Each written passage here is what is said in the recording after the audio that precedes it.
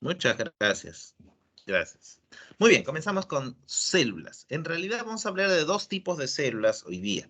Mira, toda forma viva, todos los seres vivos tienen como base de su organización la célula, hemos dicho. Es decir, cualquier ser que existe en la naturaleza y que llamemos un ser vivo, posee como unidad funcional una célula.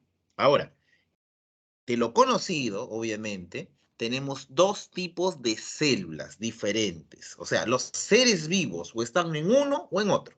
¿Cuáles son los dos tipos de célula conocidos? La que llamamos célula procariota y la que llamamos célula Eucariota. eucariota. Muy bien.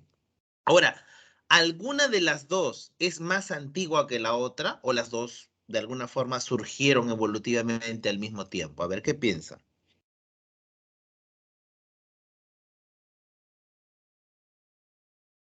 ¿Qué dices tú? Cuando se originaron las primeras formas de vida, haciéndote un recordar, por ejemplo, la teoría de Oparín, ¿no? Los coacervados, ellos todavía, digamos, eran protocélulas, todavía no era una célula como la conocemos. A medida que fueron evolucionando, aparecieron las primeras células tal cual las conocemos hoy día. Ahora, esas células, esas primeras en aparecer, ¿habrán sido del tipo procariota o eucariota? Esa es mi pregunta.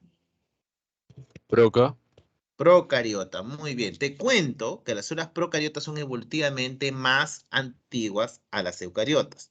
Ahora, esto lo vamos a relacionar para irnos ubicando con los reinos. Hay una clasificación, ya que hablamos de seres vivos, que le pertenece a Robert Whittaker. Robert Whittaker es un científico que en 1969 hizo una clasificación de los seres vivos y los dividió en 5 reinos. Es tan popular su clasificación de Whittaker que hasta ahora lo seguimos usando. Clasificó a los seres vivos en 5 reinos. ¿Cuáles son? Reino Monera. A ver si se acuerda alguno, me va ayudando. Reina Monera, Reino Protista, Reino Fungi, Reino Plantae y Reino Animalia. ¿Correcto? Son 5 reinos, son bien conocidos. Monera, Protista, Fungi, Plantae y Animalia. Bueno, Animalia, ya sabes, los animales, ¿no? Plantae, plantas también, obviamente. Protista es el de los protozoarios. El reino Fungi es el reino de los hongos. Y el reino Monera es el que abarca a las bacterias. Y también, ese es nuestro tema hoy día, el reino Monera se caracteriza porque todos aquellos seres que pertenecen al reino Monera, todos, son de tipo procariota. No estoy diciendo que es exacto, no es lo mismo, significa, no, pero sí que todo ser que pertenece al reino monera tiene como característica que es que posee células de tipo procariota. Son seres unicelulares. Las bacterias, por lo tanto, son seres que pertenecen al reino monera y son seres, las bacterias, que poseen células de tipo procariota. Y ese es nuestro primer tema ahora. En otras palabras, de lo que vamos a hablar es de bacterias. Y si lo queremos relacionar con lo que antes hemos dicho, pues sí, chicos, las bacterias probablemente son el ser más antiguo que hasta la actualidad de ahora existe. De las primeras formas de vida que hasta ahora sobrevive. Son mucho más antiguas las bacterias que cualquier otro animal evolucionado que conozcamos, cualquier animal, planta o hongo que conozcamos, ¿no? Las bacterias están desde antes, ¿correcto? Son más antiguos. Más o menos, pues, se calcula que más o menos hace unos 3.500 millones de años aproximadamente. Ese es el cálculo. Muy bien. Entonces vamos a hablar, en otras palabras, de bacterias, ¿correcto? Claro, enfocándolo desde el punto de vista de sus características. ¿Cómo es este tipo de célula procariota? De eso vamos a hablar ahora. Ahora, como no solamente vamos a hablar de las bacterias, no solamente vamos a hablar de las células de tipo procariota, sino también vamos a hablar, por ende, de los otros, entre comillas, los otros reinos, digámoslo así, ¿no? Los seres de tipo eucariota. ¿Qué te parece si empezamos a hacer una pequeña comparación para que te vayas ubicando? ¿Sí? Muy bien. En esta pequeña comparación vemos lo siguiente. Vemos que hay seres de tipo procariota que tienen, obviamente, como característica esta cubierta que ves acá, miren, color azul, que representa la pared celular, la pared celular. Dentro vemos esta lineecita anaranjadita que en este gráfico representa la llamada membrana celular. Ahora no sé si te has dado cuenta, en esta membranita hay unos loops acá, unos pliegues, si quieres decirlo, unos pliegues. Y estos pliegues, ahí está su nombre. ¿Cómo le llamamos a estos pliegues? Dice que tiene la membrana celular. Le llamamos mesosomas. Mesosomas. Entonces, ¿qué vamos notando hasta ahora? De afuera hacia adentro. La presencia de una pared gruesa que posee esta sustancia, péptidoglucanos. La presencia de la membrana celular que le caracteriza el tener unos pliegues llamados mesosomas, que vemos acá, y luego vemos el contenido, ¿no?, interior, el citoplasma, digámoslo así, el cual posee básicamente estructuras sin membranas. ¿Quiénes son estos de acá, por ejemplo, que están en el citoplasma? Dice el citoplasma sin organelas membranosas, como dice ahí. Pero esto de acá, ¿qué cosa es? Bueno, es una estructura, una organela no membranosa llamada ribosoma, ¿no? Pues esta que está acá arribita es la misma que está acá abajito. Y esta de acá dice que es ribosoma 70S. Y como puedes ver, solamente aparecen en este gráfico los ribosomas. Nada más, no vemos otras organelas membranosas, solo los ribosomas. Además, vemos que el ácido nucleico, el llamado ADN, dice que es un ADN desnudo. Vamos a comentarte que se le dice desnudo porque no está acompañado, no está rodeado de las proteínas histonas. Y además, lo que caracteriza este ADN es que no hay una membrana que lo delimite. Hay unas líneas punteadas, pero como para representar que esta zona se le conoce como nucleoide, pero realmente no hay una membrana que envuelva o que proteja a este ADN circular. Todas estas son características de una célula procariota, por ende son características de las bacterias. Y como puedes ver es bastante fácil de resumir, ¿no? Pared celular con peptidoglucanos, una membrana celular con pliegues llamados mesosomas, presenta ribosomas, 70S dentro de su citoplasma, y su ADN es circular, como puedes ver, o sea, donde empieza el ADN, ahí mismo termina, por eso dice circular, no porque exactamente sea un círculo, sino haciendo referencia a que el ADN no tiene extremos, ¿no? Un extremo de inicio, un extremo de final, sino digámoslo así, donde empieza, termina. Es un ADN circular que no está protegido, que no está acompañado de proteínas histonas. Esas son las características principales de una procariota y que vamos a ver ahora. Con un poquito más de detalle, pero con que sepas eso, esta gráfica resume bastante lo que vamos a ver hoy día. Y las células eucariotas son aquellas que, como tú te puedes dar en la comparación, mira, acá, ¿qué no vemos? No vemos esto de azul grueso, ¿no? O sea, ¿no hay pared celular? Bueno, no todas tienen pared celular, no todas. Solo las plantas y los hongos tienen pared celular, pero en los animales no hay pared celular. Hay una membrana, sí, hay una membrana, como puedes ver. No hay mesosomas, como en el caso de la procariota. Aquí más bien nuestro citoplasma está lleno de organelas distintas. Por mencionarte algunas, tenemos acá las mitocondrias, por ejemplo, podría haber lisosomas, podría haber vacuolas, peroxisomas, glioxisomas, golgisoma, etcétera, etcétera. Una serie de estructuras celulares. O sea, las células eucariotas sí tienen organelas. Vuelvo a decir, ¿y dónde hay células eucariotas? En los otros 4 reinos, aparte del reino moneros, que son el reino protista, fungi, plantae y animal. Y en esos 4 reinos hay seres de tipo eucariota, ¿no? Como nosotros, que estamos dentro del reino animalia, el ser humano está dentro del reino animalia, nosotros, nuestras células son de tipo eucariota. Otra característica muy importante, y te darás cuenta que incluso es la base del nombre, pues este ADN que posee una célula eucariota, ese ADN ya no es circular, sino se dice que es lineal. Lineal, ¿por qué? Porque puede haber un extremo que es el inicio del ADN y otro que es el fin. O sea, sus bordes, sus extremos, no están unidos como en el caso de la procariota, sino que están separados. Y además este ADN este ADN lineal está rodeado, está protegido de una membrana llamada carioteca. Carioteca. ¿Sí? Estas son las características generales de todo lo que vamos a ver prácticamente hoy. Vamos a empezar con algunos detalles. Bueno, esto representa una imagen evolutiva, que es lo que por lo que hemos empezado a hablar, pero sirve también para que te des cuenta de algo. Sí, yo he dicho bacterias. Yo he dicho que las bacterias son seres de tipo procariota. Pero acá te vas a enterar que estos que están acá, en realidad, todos ellos son bacterias. O sea, estos de acá son seres que tienen células de tipo procariota. Pero estos seres procariotas, estos que están en el reino Monera, se van a subdividir en dos llamados subreinos, si quieres decirlo, del reino Monera. El reino de las arqueas o arqueobacterias, las arqueas o arqueobacterias, y el subreino de las eubacterias, ¿no? El de las eubacterias, o sea que son las bacterias sí conocidas por nosotros. Entonces las bacterias mismas están divididas en dos grandes grupos llamadas arqueobacterias y las eubacterias.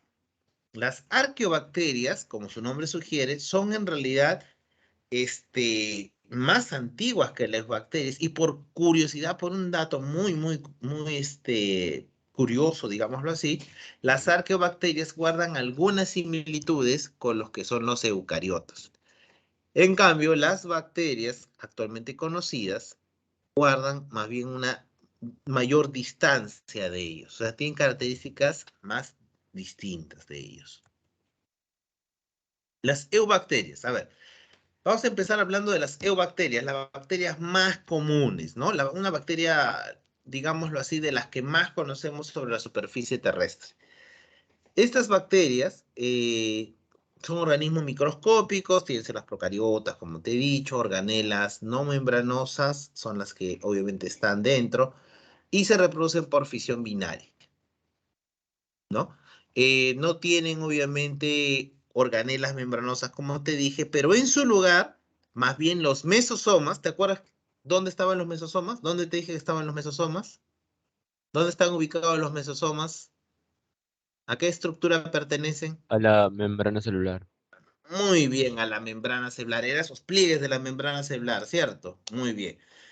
Ahí esos pliegues, más bien, esos mesosomas, más bien allí van a tener las enzimas necesarias para hacer la función que en una eucariota haría una organela. O sea, algo así como que los mesosomas vendría a ser el prototipo de lo que van a ser las futuras organelas. ¿Por qué digo esto? Porque recuerda que las bacterias son evolutivamente más antiguas que las eucariotas. Entonces, lo que te estoy poniendo es un poquito la perspectiva, ¿no? Entonces, los mesosomas en las bacterias actuales, modernas, digámoslo así, vienen a hacer la función que en una eucariota realiza una organela.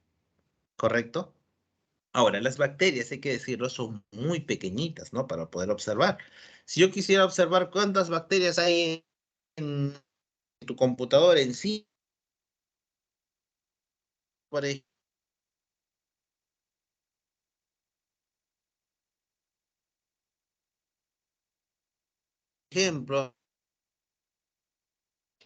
Profe, su internet. micras de tamaño, una 10 micras de tamaño. Entonces, para que te des idea de cuánto es una micra, más o menos, para que te des cuenta, si tienes a la mano una regla, por ejemplo, ¿no? Tú sabes que tu regla está en centímetros, ¿cierto? Ya, si divides entre los centímetros y centímetros en una regla y unas lineecitas que representan los milímetros, ¿correcto? Un milímetro es 10 a la menos 3 metros. Es un milímetro, una milésima parte de un metro. Esas pequeñas lineecitas que hay, esas son los milímetros, esos espacios. Ahora imagínate ese pequeño espacio de un milímetro dividido en 1000 partes más. Más o menos ese es el tamaño de una bacteria, muy pequeñitas. Entonces, no podemos observarlas a simple vista. Necesitamos de microscopios, necesariamente. Y aparte de microscopios, muchas veces para poder observarlas bien, vamos a necesitar de Profe, colorantes, de tinciones para poder observarlos. Y es aquí donde te tengo que contar cuál profe, es el más conocido. Dime. profe, ese bujeo puede volver a repetir antes. ¿Cuál? Se rayó su internet, creo que es. Ah, ya. Ok. Muy bien, gracias por avisarme. Decía yo que como las bacterias son tan pequeñitas, ¿no? Porque miden entre 1 a 10 micras aproximadamente, entonces vamos a poder observarlas gracias, obviamente, a tinciones. Te decía yo que para que te des idea de cuánto es una micra, te des la idea más o menos, es como si tu regla, si la tuvieras a la mano, vas a ver que tu regla está dividida en centímetros, ¿no? 1 centímetro, 2 centímetros, 3, 4, una regla de 20 centímetros, por ejemplo. Pero entre centímetro y centímetro hay unas líneas que separan, ¿no? Esas representan los milímetros. Esos espacios ahí generados son los milímetros. 1 milímetro es 10 a la menos 3. Para que te des cuenta, te des idea de cuánto es una micra, que es un 10 a la menos 6 metros, entonces tendrías que dividir ese milímetro, imagínate dividirlo en 1000 partes. Y te darías cuenta que ese es el tamaño más o menos de una bacteria. O sea, no es algo que a la vista simple se pueda observar.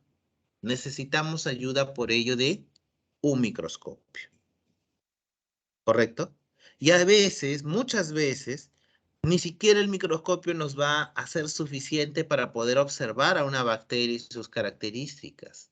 Necesitamos también ayuda de colorantes, de tinciones, de formas de teñir una muestra para poder observar a una bacteria. ¿Correcto? Iba a mencionar justamente cuál es la tinción más conocida dentro del campo de la microbiología.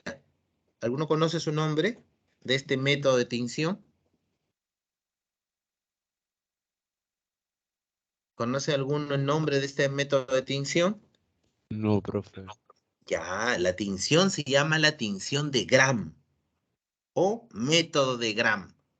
Tan popular, tan conocido es que incluso, y tan usado, que incluso sirve para clasificar a las bacterias. Aquellas que logran teñirse con el colorante de Gram se les llama Gram positivas y a las que no logran teñirse, Gram negativas. Entonces, en forma general, podríamos decir que las bacterias son o Gram positivas o Gram negativas. Profesor, ¿y cómo es eso del método de Gram o cuál es el colorante? Ah, ya te cuento. Christian Gram, que fue el biólogo que desarrolló esta tinción, utilizó un pigmento llamado violeta de Crecilo, también conocido como violeta de genciana, ¿correcto? O cristal violeta, tiene varios nombres, ¿no? Él originalmente usó, como te decía, ¿no? Violeta de Crecilo, repito, también se puede usar violeta de genciana o cristal violeta. Ese colorante, como su nombre sugiere, ¿no? ¿De qué color crees que pintará ese colorante, ese pigmento? ¿De qué color crees que lo hará? Violeta. Claro, pues un violeta en realidad medio azulino, en realidad, un azul violeta más o menos. ¿Correcto? Ese es el color que da. ¿Correcto? Ese color medio azul, medio moradito que aparece, sirve para teñir buena parte de las bacterias. Christian Graham, cuando estaba experimentando, buscando formas de observar muestras, se dio cuenta que en buena parte de ellos se teñían, pero también hay bacterias en las cuales este pigmento, esta violeta genciana, no llega a teñirla, porque una vez que tú agregas el colorante, te cuento, tienes que lavar la muestra con alcohol. Entonces hay algunas muestras que se decoloraban completamente y cuando las llegabas al microscopio no podías observar. Entonces, Christian Graham buscó un colorante de contraste, o sea, ya que el primer pigmento que usó, la violeta genciana, no llegaba a teñir a todas y él quería observar bacterias, dijo, bueno, pues tiene que haber otro. Voy a agregar otro, buscando y buscando, y se encontró con este otro colorante que es la fucsina. Fucsina. Entonces la fucsina tiñe a las bacterias, pero ya no de un color violeta o azul violeta, sino de un color rojo. Entonces, ¿cómo es la técnica de Gram? Te cuento. La técnica de Gram consiste en agregar violeta de genciana a las bacterias para que éstas se tiñan, ¿correcto? Pero luego tienes que lavar la muestra para que salga el exceso de colorante. Y para asegurarte que vas a poder ver a todas las bacterias, le añades encima de eso esa fucsina, que es el segundo colorante que vas a agregar. Luego vas a tener que volver a lavar, obviamente, con alcoholcito la muestra y ya.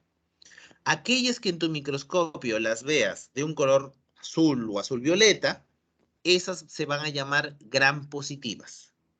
Y aquellas que veas de un color rojito, pues a aquellas se les va a llamar gram negativas.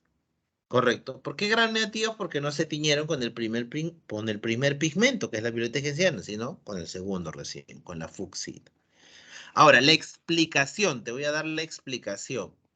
¿Por qué es que se tiñen algunas y otras no? La explicación está acá.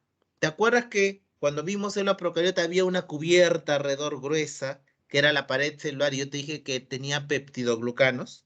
¿Te recuerdas? La primera imagen. Pues es el momento de explicarte que no todas las bacterias tienen la misma cantidad de peptidoglucanos. Aquellas que tienen su pared celular con un peptidoglucanos, prácticamente está hecha de puro peptidoglucano, esas se van a teñir con la violeta genciana. O sea, van a ser gram positivas.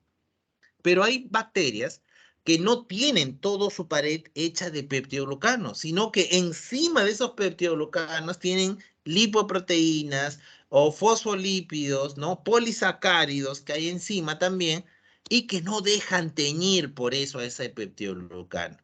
Y por eso se necesita más bien de otro pigmento para teñirlo y ese otro pigmento es rojito, es la fucsina. De todas formas, como te decía, este pigmento es útil para poder clasificar. Profesor, ya, y más allá del colorcito, ¿sirve para algo? Sirve para mucho, mucho, para poder entender mucho del comportamiento de los microorganismos. Porque gracias a eso, por ejemplo, en la industria de la farmacología, sabemos que si son gram positivas, hay antibióticos que van a servir para el determinado grupo de bacterias. ¿Por qué? Porque hay algunos antibióticos que atacan la formación de peptidoglucanos. Y usemos nuestro razonamiento, doctores, usemos nuestro razonamiento. Si un antibiótico, como por ejemplo la penicilina, ataca o inhibe la formación de peptidoglucanos, piensa, doctor, piensa, ¿para qué tipo de bacterias será más efectivo la penicilina? ¿Para gram positivos o para gram negativos? ¿Vos sí? Claro, doctor, efectivamente, te das cuenta. Entonces, tú sabiendo, buscando, por ejemplo, los que producen, por ejemplo, enfermedades faringias, todo un tipo estafilococos, tipo, por ejemplo, streptococos, por ejemplo, a ellos, ¿es susceptible que le afecte la penicilina, por ejemplo? Sí, sí. En cambio, microorganismos como, por ejemplo, a ver, un Vibrio cólera, que es un gran negativo, le aplicamos amoxicilina, por ejemplo, o penicilina, ¿será efectivo? No.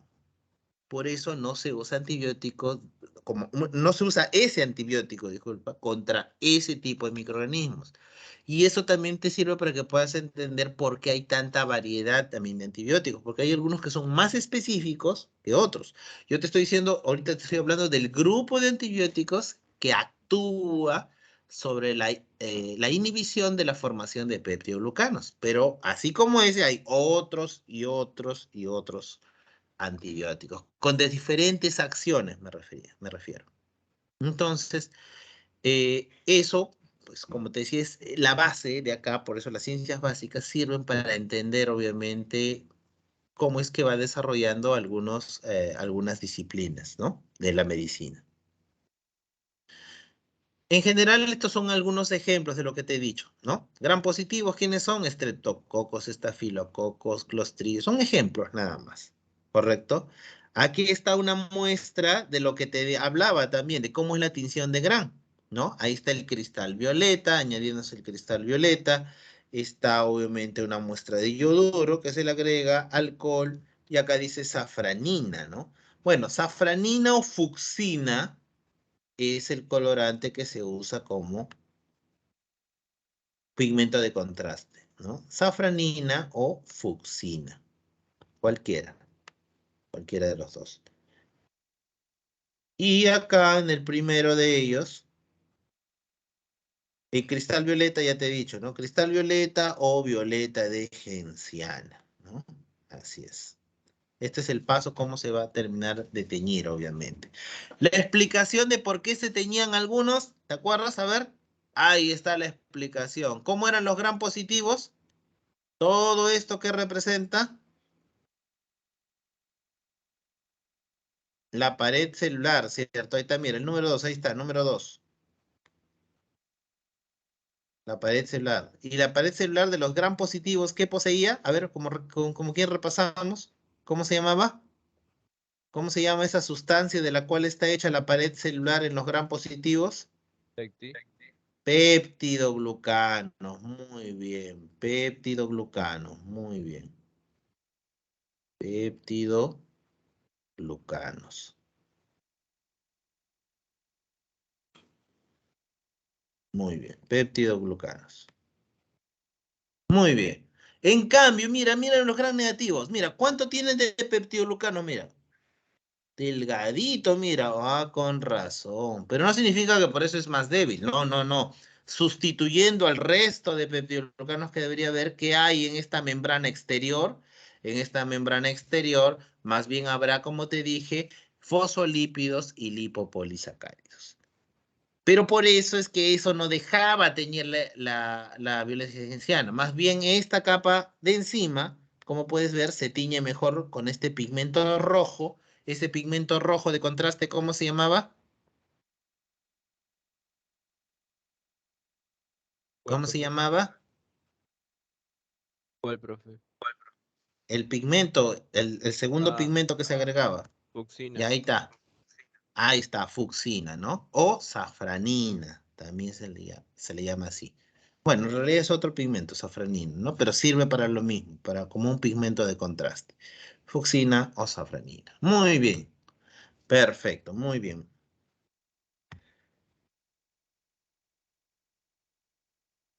Ahora, ¿qué formas tienen las bacterias? Bueno, hay diferentes aspectos que pueden tomar la pared celular de una bacteria, que es la que le da la forma. Si tienen forma esférica, ¿cómo le llamamos? Cocos. Cocos. Muy bien. Si tiene forma bastonada, como un bastoncito, como un palito, bacilos, ¿cierto? Y si parecen como una hélice muy corta, algunos dicen que parecen una coma, ¿no? Como el signo de puntuación, ¿no? La coma. Así se parecen. ¿Cómo se llama en ese caso? Vibrios. Vibrios. Si tiene forma de una hélice un poco más larga y rígida, sobre todo una hélice, una forma helicoidal rígida, entonces se llaman espirilos. Espirilos. Y si tienen una forma helicoidal pero larga y flexible, en ese caso se llaman espiroquetas. Entonces, en general son 5 grupos, ¿no? Cocos, bacilos, vibrios, espirilos y espiroquetas. ¿Correcto? Ahora, para aclarar, por si acaso, estos cocos a veces forman agrupaciones en forma de cadenas. Y si forman agrupaciones de cadenas, reciben el nombre de estreptococos. Estreptococos. Si más bien estos cocos se agrupan en forma de racimos de uvas, oye, mira, ¿verdad? Parece un racimo de uvas, ¿no? Entonces, si forman agrupaciones arracimadas, en este caso se llamarán estafilococos. Entonces, cuando tú escuchas la palabra estafilococo, significa que es las agrupaciones que forman algunas bacterias se agrupan así como si fuera un racimo de uvas. Y si forman cadenas, más bien, en este caso se llamarán estreptococos. ¿Correcto? Muy bien. Ahora vamos a conocer una bacteria por dentro. dentro. Una eubacteria. Recuerda que estamos hablando de las eubacterias, ¿no? Las bacterias más conocidas por nosotros. Bueno, te cuento que una bacteria tiene estructuras que están facultativas y otras que están en todas las bacterias. Facultativa significa que solo algunas bacterias poseen. Por ejemplo, solo algunas bacterias poseen cápsula, por ejemplo, cápsula bacteriana, que le da protección, básicamente su función es esta, ¿no? Protegerla en caso haya fagocitosis, en caso alguna célula de defensa de algún organismo como el nuestro intente, ¿no? Digerirla, ¿no? La fagocita y luego la digiere, bueno, pues algunas vienen con su protección encima, una cápsula. O sea, encima de su pared celular llevan una cápsula, una especie de como si fuera su armadura, imagínate. Ahí está. Ahora, hay algunas bacterias, algunas, vuelvo a decir, que parece que tuvieran pelitos o púas, ¿no? Alrededor. No, eso no son ni pelitos ni púas. Se les llama pilis. Pilis o fimbrias. Ahí está su nombre. Pilis o fimbrias. ¿Y para qué les sirven esos pilis o fimbrias?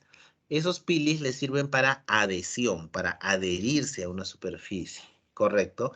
Aunque también hay algunos pilis muy especiales que pueden servir para algo llamado conjugación, que ya te voy a explicar más adelante. Finalmente, una tercera cosa que podrían tener las bacterias, algunas de ellas, aparte de una cápsula de pilis alrededor, es la presencia, como puedes ver aquí, mira, ahí puedes ver, ¿no? La presencia de una cola, ¿cierto? O colas incluso en plural.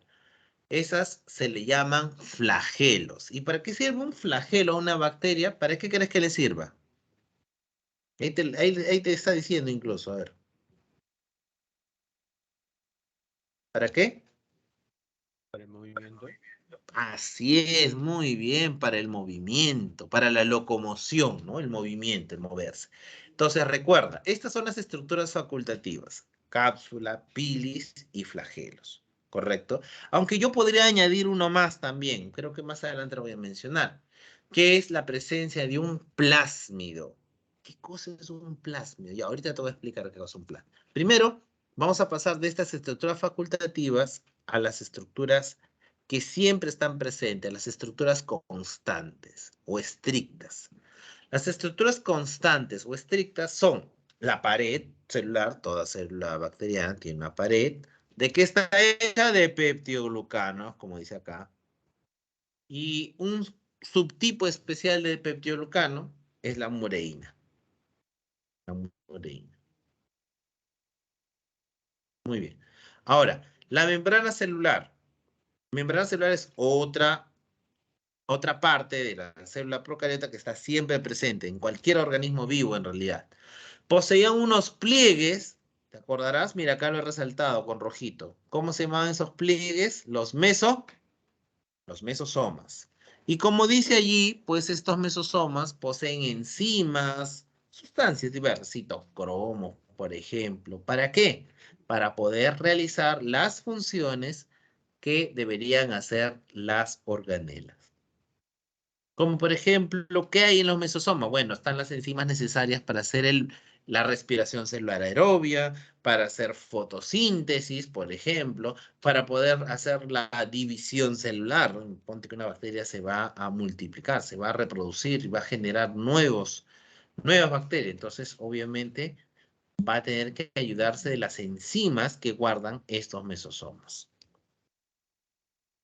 Citoplasma. El citoplasma es una zona acuosa, obviamente, en la cual están disueltas muchas sustancias, pero también está presente una organela no membranosa llamada ribosomas. Entonces, no te olvides, los ribosomas están en el citoplasma. Son 70S. También, ¿qué encuentro en el citoplasma? El ADN, que es circular, como ya te expliqué, y desnudo. ¿Qué significa desnudo? Que no está acompañado de proteínas y histonas, ¿no? Ahí está. Sin proteínas y histonas. Muy bien. Y los plásmidos, que es otra estructura inconstante de la cual te dije que te iba a hablar, pues los plásmidos vienen a ser una secuencia corta de ADN. Un ADN circular pequeño en realidad. Y ese ADN circular contiene muchas veces información necesaria para la supervivencia de un microorganismo. Vamos a ver. Te había dicho que algunas bacterias tienen un pili llamado pili sexual, que les permite la conjugación. Justo vamos a hablar de conjugación rápidamente. Mira, acá tenemos una bacteria con su pili. Esta bacteria, digamos que tiene información en su pequeño ADN, o sea, aquí, en este azulito, información para poder producir de repente algún tipo de sustancia que evite que la penicilina lo mate. En otras palabras, contiene de repente información genética para que una bacteria pueda elaborar, pueda defenderse ante a la presencia de un antibiótico como es la penicilina, por ejemplo. Entonces, obviamente, esta información que acá está representada en este dibujo, ¿no? En este color azulito, puede ser pasada, esta información genética de cómo elaborar, cómo la célula debe hacer para elaborar esa sustancia, puede transferírsela a través de un pili sexual. Así es. Un pili sexual. Ese pili va a servir como un canal por el cual se va a transportar, ¿sí? 52, se va a poder transportar información, disculpa, acerca de, por ejemplo, resistir a un antibiótico, por ejemplo, formar cápsula, por ejemplo, de repente la presencia de formación de pilis, de algún mecanismo de resistencia, por ejemplo. Ahora, las bacterias, a lo largo de todos estos miles de años de evolución, hay bacterias que son autótrofas y hay otras que son heterótrofas. Hay bacterias que utilizan como fuente de energía la luz, hay bacterias fotótrofas y hay bacterias que utilizan más bien reacciones químicas para poder sobrevivir. O sea, hay quimiótrofas. Las bacterias están tanto tiempo presentes en nuestro planeta que han desarrollado diferentes formas de alimentarse. ¿No? Ahí están algunos ejemplos, autótrofas o heterótrofas. Muy bien, a ver, este es en cuanto a su nutrición, ¿sí? La mayor parte de ellos dice que son heterótrofos y la mayor parte de las bacterias son saprofíticas, saprobiontes, es decir, son las bacterias descomponedoras. Si dice eso, a ver, una pregunta. ¿Y las bacterias que causan enfermedades, tú qué piensas? ¿Serán la mayoría o la minoría dentro de las bacterias? ¿Tú qué piensas? De acuerdo a lo que hemos dicho. Ya, si quieres te ayudas de acá incluso, ya te estoy soplando. Si quieres te ayudas de acá para poder responderme. ¿Tú qué dices? ¿Las bacterias que causan enfermedades formarán el grupo mayoritario o minoritario? Prioritario. Minoritario. Más o menos de todas las bacterias conocidas, de todas, solo el 5% de ellas están relacionadas a la formación de enfermedades. Y profesor, ¿y qué son la mayoría entonces? Acá está, te lo está diciendo. La mayor parte son heterótrofas saprobióticas. O sea, más claro, la mayor parte de las bacterias conocidas son bacterias descomponedoras. Cuando un ser muere, hay microorganismos, bacterias, en otras palabras, que se encargan de la descomposición de ese ser, la descomposición orgánica. Entonces, no son malas, al contrario, su papel es muy importante para el ecosistema, muy importante. Entonces, no, las bacterias que provocan enfermedades son menos del 5% en realidad. Muy bien. A ver, vamos a ver si tienen una pregunta, no se olviden.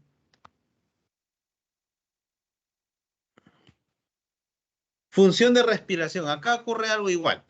Así como había bacterias autótrofas, heterótrofas, e incluso hasta mixtas, no sé si leíste, mixtótrofas, o sea, que podían ser una cosa o la otra, aquí también es lo mismo. Hay bacterias que son aerobias, como la mayor parte de los seres que habitan en este planeta. Hay otras bacterias que son anaerobias, o sea, que más bien con oxígeno se mueren más bien. Y hay otras bacterias que son anaerobias facultativas. ¿Qué quiere decir esto? Que si hay oxígeno, sobreviven. Y si no hay mucho, también sobreviven. No hay problema. Entonces, en cuanto a la respiración, también hay bacterias que pueden hacer todo tipo de respiración. Muy bien. La relación, la función de relación, es también llamada aquella función que se refiere al movimiento, o sea, la capacidad de responder ante un estímulo en realidad. A eso se denomina relación. Ahora, un detalle es que las bacterias pueden formar endosporas. ¿A qué se refiere endosporas? ¿Cuál es la diferencia con formar esporas? Recuerda que las esporas son un tipo de mecanismo de supervivencia, ¿no? En realidad, acá de lo que estamos hablando es de endosporas bacterianas. Las endosporas bacterianas no son otra cosa que la propia bacteria, solamente que en su versión, en su porción más simple o en su versión, digamos, en la cual puede aguantar mucho tiempo sin necesidad de alimentarse, sin necesidad de tener obviamente una fuente de alimento. Incluso acá para que lo veas más gráfico, ¿no? Más gráfico acá. Esta es una bacteria funcional, mira, más o menos. Para que te des una idea. Pero una bacteria funcional ante la falta de alimento, la temperatura de repente no apropiada para supervivencia o cualquier otro factor que haga que pueda peligrar la vida de una bacteria, muchas de ellas, vuelvo a decir, no todas, algunas de ellas tienen la capacidad para ir, mira, pasando por este proceso. Ahí está. Así es. Es la propia bacteria, si te estás dando cuenta, solamente que en su versión más simple, digámoslo así, ¿no? Y es que en este estado simple, en el estado de endospora, va a poder soportar largos periodos sin alimentarse. Si era aerobia, bueno, no va a necesitar de oxígeno y así. Varias opciones se van a generar a partir de este mecanismo de supervivencia que es formar esporas o endosporas, ¿no? Endosporas. Ahora, en cuanto a su reproducción, se dice que utilizan la llamada fisión binaria o bipartición, ¿correcto? Fisión binaria o bipartición. Muy bien. De manera de resumen, podríamos decir lo siguiente. ¿Cuál es la importancia biológica de las bacterias? Es benéfica para el ecosistema, ¿no? Porque permite hacer la desintegración. Puede elaborar compuestos proteicos y carbohidratos, ¿no? Claro, algunos microorganismos obviamente participan en el ciclo de nitrógeno y pueden ayudar obviamente a la formación de, digamos, de compuestos de reserva proteicos en el caso de algunas plantas. También muchos microorganismos, muchas de las bacterias se aprovechan, se utilizan para la producción de alimentos. Entonces, por ejemplo, alimentos podrían ser elaborados a partir de la participación de bacterias. Mantequillas, quesos, yogur, vino, como son productos, muchos de ellos elaborados por fermentación, pues las bacterias pueden aprovecharse. La fermentación es un proceso de transformación de la materia y energía. Así que vas a entender mejor entonces más adelante. En cuanto a su papel como productor de antibióticos, también hay microorganismos que pueden elaborar sustancias para matar a otro tipo de bacterias. Por ejemplo, bacterias patógenas, bacterias que provocan enfermedades. Mira, qué cosa rara, ¿no? Hay microorganismos, hay bacterias que pueden producir sustancias que el ser humano puede aprovechar para elaborar medicinas, ¿no? Para producir antibióticos específicos. Y en el campo de salud ni se diga, pues, ¿no? Los microorganismos, obviamente, cuando escuchas la palabra bacteria, probablemente sea una enfermedad lo primero que se te viene a la cabeza, ¿no? Así es que, sí, bueno, pues ya te he dicho, no son la mayoría, ¿no? Se dice que menos de un 5% de las, digamos, de las bacterias conocidas, solo menos del 5% son de repente patógenos, ¿no? Consideradas así por las toxinas que poseen. La mayor parte de ellos no tienen nada que ver con nosotros. Muy bien. Cianobacterias. Este es otro grupo de bacterias. Las cianobacterias son bacterias, como dice ahí, son gram negativas. Antes se les llamaba algas azules o azul verdosas por su color. Antes se le llamaba así. Ahora no es así. Ahora sabemos que son bacterias, ¿correcto? ¿Tienen algunas diferencias con las otras bacterias? Claro, pues tienen que tener diferencias si no estarían dentro del otro grupo. Las cianobacterias tienen una pared celular compuesta no solamente por hemicelulosa, sino que en vez de peptidoglucanos, obviamente posee pectina, la pared celular de estas cianobacterias, ¿correcto? Muy bien,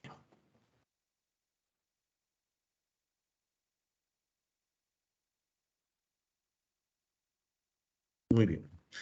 Acá las arqueobacterias, no sé si te recuerdas a qué se refiere el término arqueobacteria. ¿Te recuerdas? Arqueo,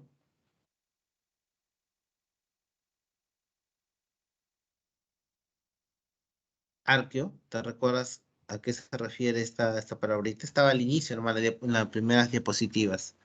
Arqueo se refiere a antiguas. Arqueo significa antiguo, ¿no? Arcaico. Son bacterias que evolutivamente son de las primeras evolutivamente en aparecer, pero esas arqueobacterias tienen algunas diferencias con el resto de bacterias que nosotros más conocemos. Lo que pasa es que las arqueobacterias, para poder encontrarlas, solamente en algunos lugares de nuestro planeta. Están generalmente donde hay condiciones extremas de temperatura, ¿correcto? Ahí vemos, por ejemplo, que dentro de las arqueobacterias tenemos las bacterias metanógenas, que forman metano, y, por ejemplo, también tenemos las halófilas y las termoacidófilas. Mira, las metanógenas son aquellas que elaboran metano. Las halófilas son aquellas que resisten grandes concentraciones de sal. Y las termoacidófilas son aquellas bacterias que no solamente sobreviven en un medio caliente, sino ácido, ¿no? Ácido. Así es. Muy bien. Aquí algunas imágenes y un cuadro comparativo entre ambos. Vamos a hablar un poquito, a ver, sobre los virus y luego vamos a ir viendo ya nuestra separata, a ver, para no esperar hasta el final, porque hay más preguntas, me parece, de este tema, de bacteria y virus, entonces vamos a repasar un poquito más ese tema. Virus. Creo que la vez pasada yo les pregunté si los virus eran seres vivos, ¿cierto? ¿Son seres vivos los virus? Aún no se sabe. No, no están clasificadas como organismos. ¿Qué son entonces? ¿Cómo podríamos definirlas?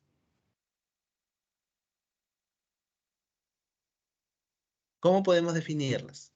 ¿Qué definición podríamos darles? ¿Qué son? Si no son seres vivos. No son minerales tampoco. O sea, ¿qué son? ¿Qué podríamos decir de ellos? Mira, que estás llevando tus clases virtuales por un miembro de esta agrupación de seres.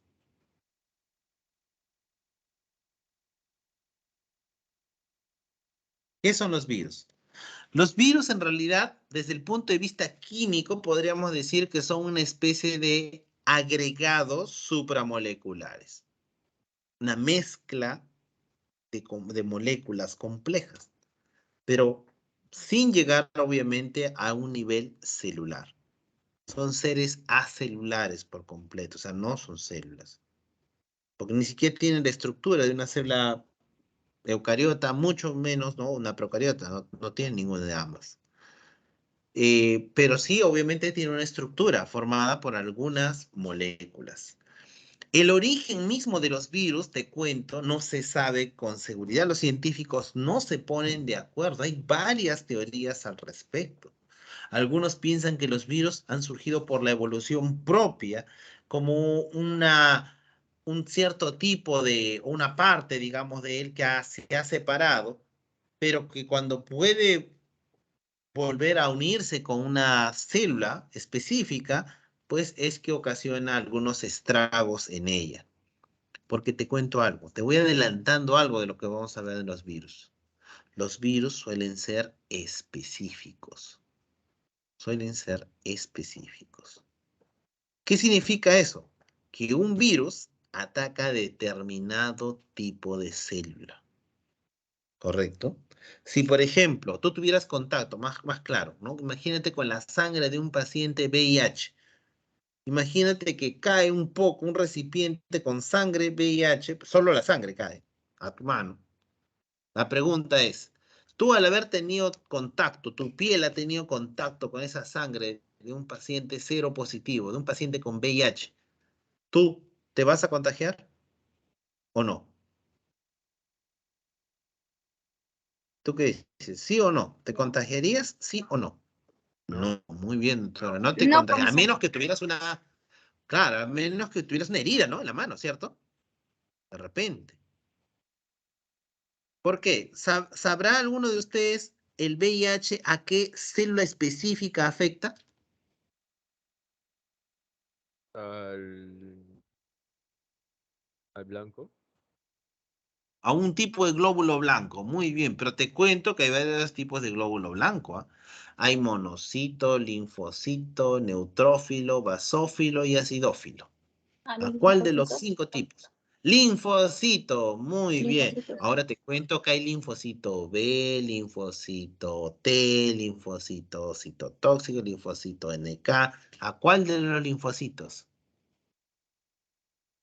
C4, algo así, no me acuerdo. Así es, al CD4 o también llamado T4. O sea, yo te iba a seguir preguntando, ¿y cuál de los dos? El linfocito T, pero hay T4 o CD4, T8 o CD8, citotóxico, ya, ¿cuál? Al T4. Muy bien, efectivamente. Entonces es así de específico, ¿te das cuenta? Por eso, entonces el VIH ni siquiera afecta a todos los glóbulos blancos, no, a un tipo especial. ¿Te das cuenta? Entonces, eso ha llevado a los científicos a que se pregunten, ¿no será una especie, digamos, por parte de la evolución, una molécula que se separó hace mucho tiempo, no sé, se separó y de repente ahora que se toma contacto con su originario, con la célula que le dio origen, digámoslo así, puede llegar a provocar algún tipo de desarreglo en él? Es una teoría que se maneja, ¿no? O sea, hay varias cosas que en ciencia todavía no se tiene seguridad, no se tiene certeza. Ni siquiera estamos seguros de cuándo fue su origen. Algún tiempo atrás, los científicos pensaron que los virus tenían más o menos un origen de hace unos 500 años, más o menos. Pero hoy día se sabe que no, porque a razón del cambio climático, te contaré, ahorita no te puedo mostrar de repente las diapositivas completas de este tema, en las cuales, por ejemplo, han salido algunas noticias. Producto del calentamiento global, hace unos meses atrás, algunas capas del hielo, del llamado hielo permanente o permafrost, que se encuentra en el Polo Norte, se han ido deshielando producto del cambio climático. Y los científicos han tomado muestras, por ejemplo, y han encontrado virus ahí en esa capa de hielo que se habían quedado congeladas y que tienen al menos unos 5.000 años de antigüedad. Imagínate. Estamos hablando de miles de años atrás. Hay otros virus que han encontrado datados con carbono 14 de unos 3.000 años de antigüedad. Significa que entonces los virus no se han originado hace unos pocos siglos atrás, sino hace muchos, muchos siglos atrás. ¿En qué momento? ¿Bajo qué circunstancias? No sabemos.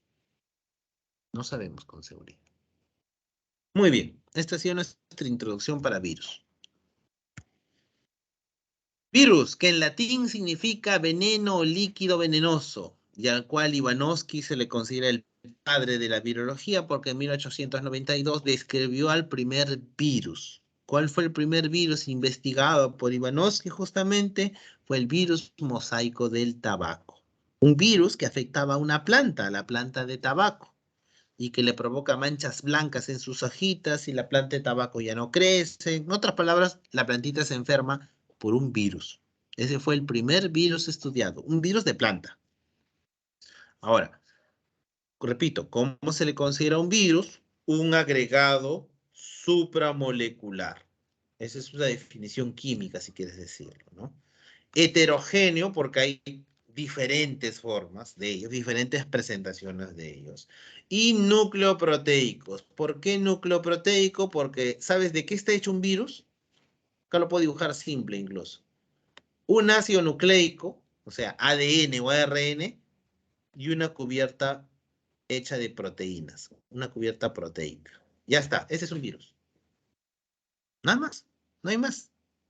Por eso acá no hay ribosomas, no hay mitocondrias, no hay. Solamente hay eso. Bueno, en su forma más simple, en todo caso, en su forma más simple. Un ácido nucleico y una cubierta proteica.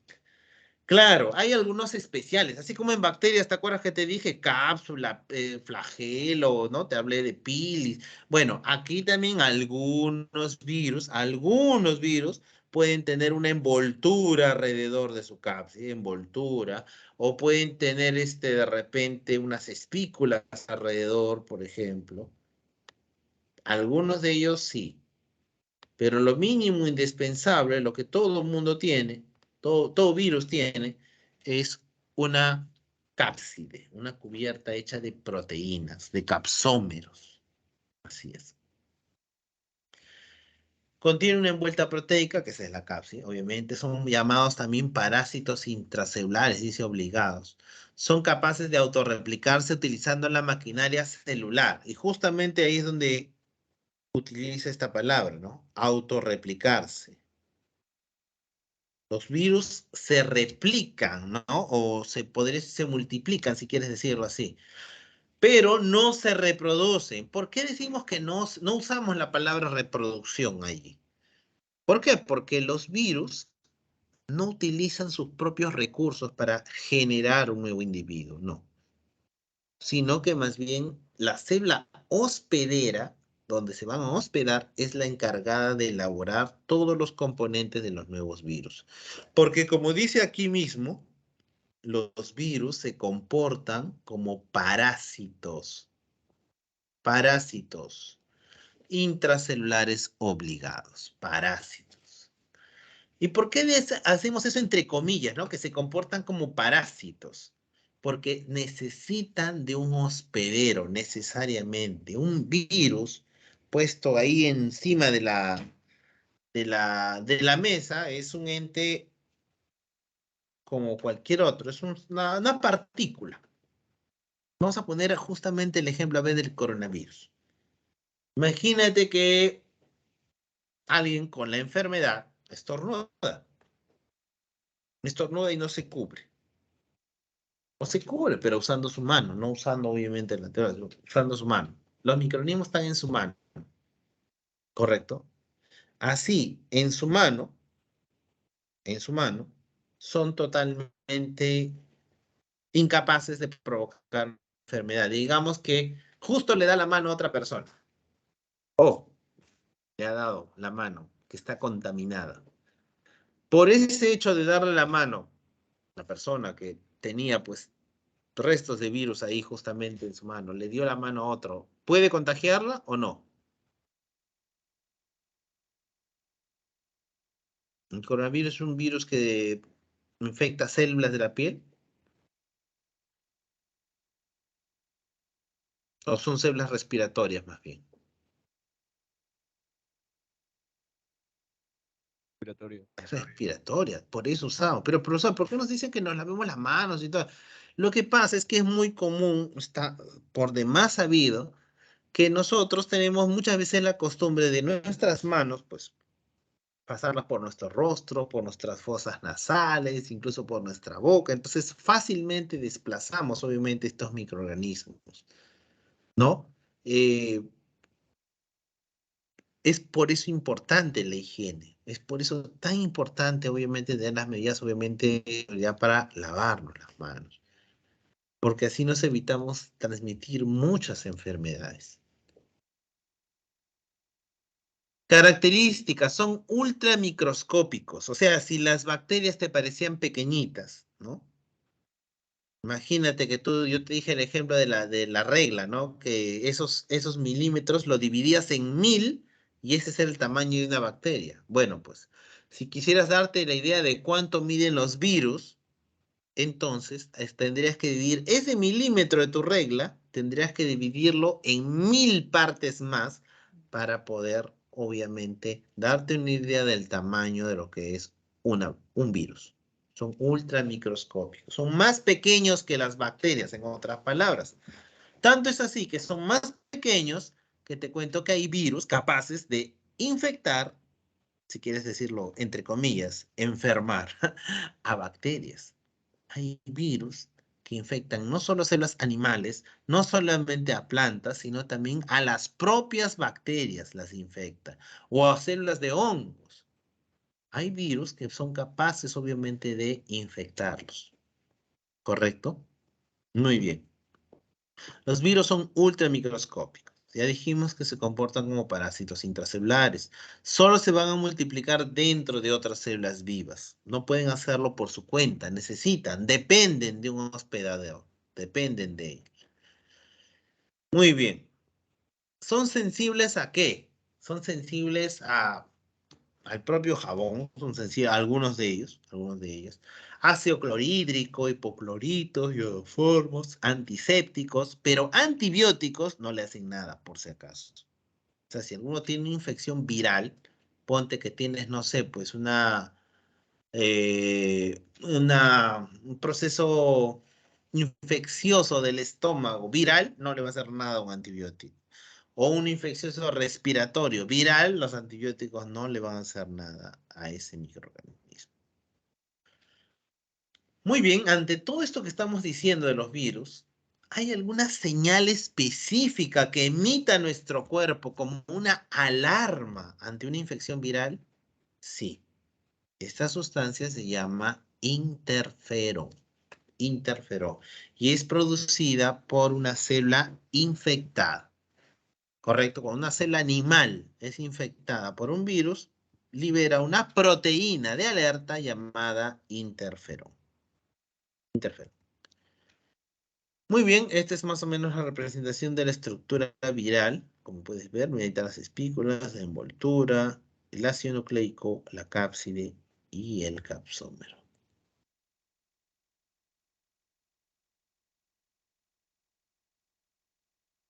Muy bien. Ahora, tenemos los virus acá bajo el aspecto que puedan tener de acuerdo a lo que llamamos la simetría geométrica. Tenemos cuatro grupos. Cuatro grupos. Virus poliédricos, helicoidales, de simetría mixta y simetría no definida. ¿Sí? Muy bien. Entonces tenemos acá los ejemplos, mira para que veas. Virus poliédricos, virus helicoidales, virus con simetría mixta y virus de simetría no definida. ¿Correcto? Y ahí están algunos de esos ejemplos. Poliédricos, porque recordarás ver tu geometría del espacio, parecen un poliedro efectivamente. Helicoidales, ¿qué cosa es helicoidal? Un helicoidal es esto, como una espira. Y tú dices, profesor, eso no se parece a una espira. No, sí, mira, fíjate bien, mira, ahí está. Ahí está. Y esas cápsides alrededor, obviamente, se están disponiendo alrededor del material genético, ¿no? Esa unión le llaman nucleocápside. Hay algunos virus que combinan estas dos y sale esto. Ese se llama virus con simetría mixta y es la típica forma de un bacteriófago. ¿Qué es un bacteriófago? Es un virus que infecta bacterias y ese nombre le han dado, bacteriófago. Muy bien. Y finalmente están los virus con simetría no definida, como el virus de la varicela, ¿no? Que no tiene ninguno de los aspectos de las anteriores. Los virus se clasifican en varios grupos, de acuerdo al tipo de ácido nucleico que posee, de acuerdo a al ser vivo que invade, ¿correcto? O la célula que invade. Por el tipo de ácido nucleico hay ribovirus y desoxirribovirus. Ribovirus son aquellos virus que tienen ARN. Desoxirribovirus son aquellos que tienen esta característica, el ADN, dentro de su configuración. Según el hospedero, hay zoófagos, hay fitófagos, o sea, virus que infectan plantas, micófagos también hay, y bacteriófagos, que afectan obviamente a las bacterias.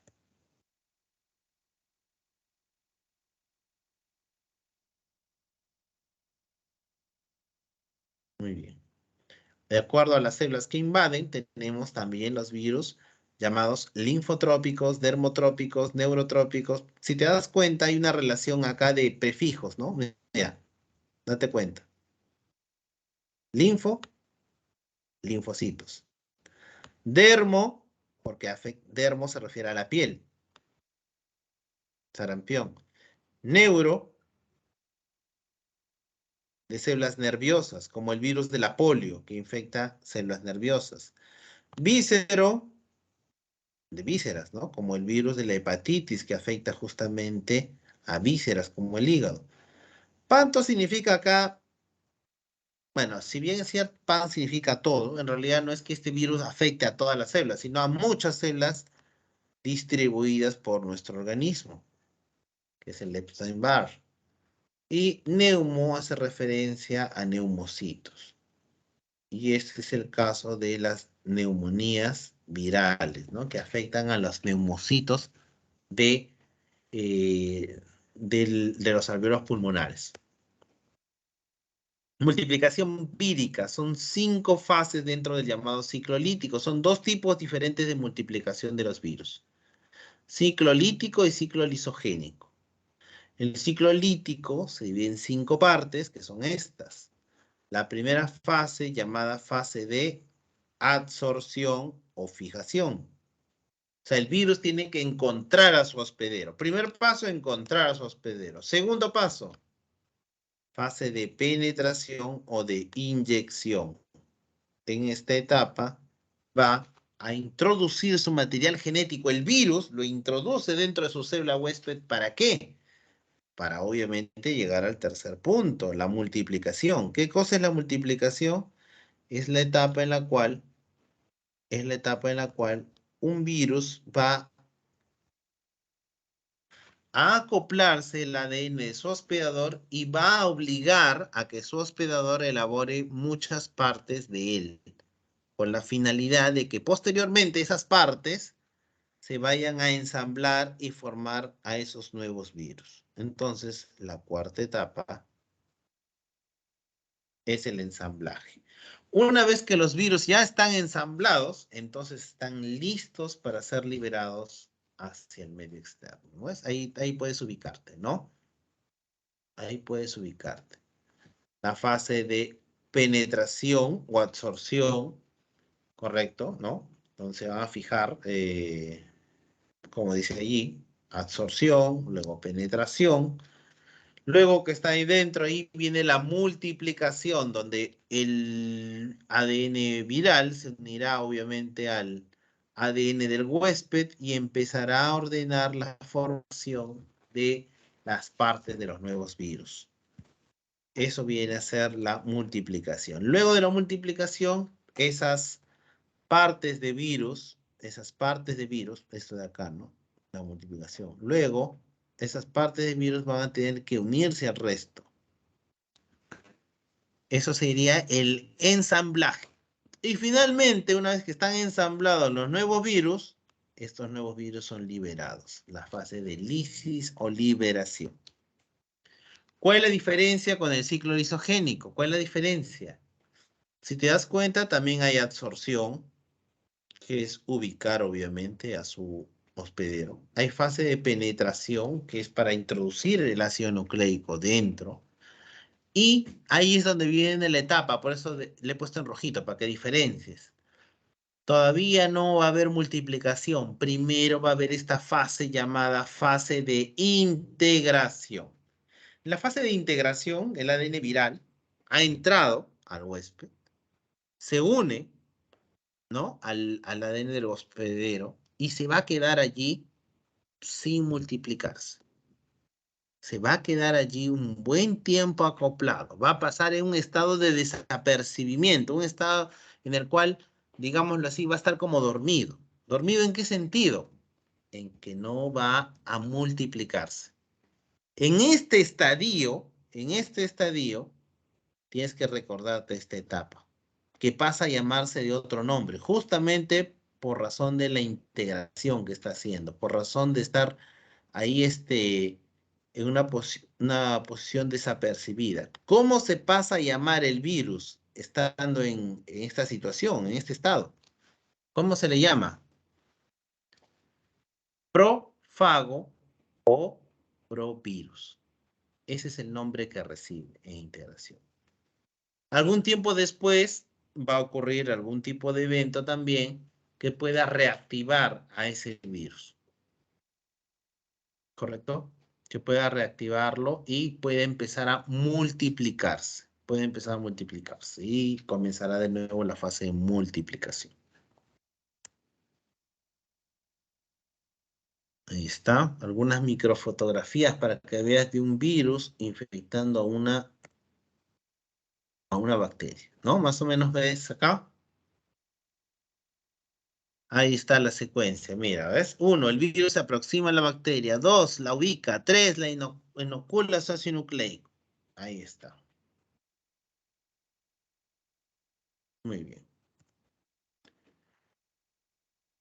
Dando algunos detalles más del VIH, el VIH es una enfermedad provocada por un retrovirus, es decir, tiene ARN, el VIH, y más bien lo que debe hacer es convertir su ARN en ADN para poder acoplarse a él y a partir de esta infección, digamos que realiza sobre los linfocitos T, pues va a quedar en un estado así de latencia, un estado oculto, correcto, durante mucho tiempo. ¿Cómo pasaba a llamarse el virus cuando está en esa etapa? ¿Te recuerdas? ¿Cómo se llama ese estado así de latencia, de oculto que pasa a tener el virus? El virus le damos un nuevo nombre en ese estado, cuando está oculto. ¿Cómo le decíamos? Provirus o profago. Provirus o profago. ¿Correcto? Estaba aquí. Provirus o profago.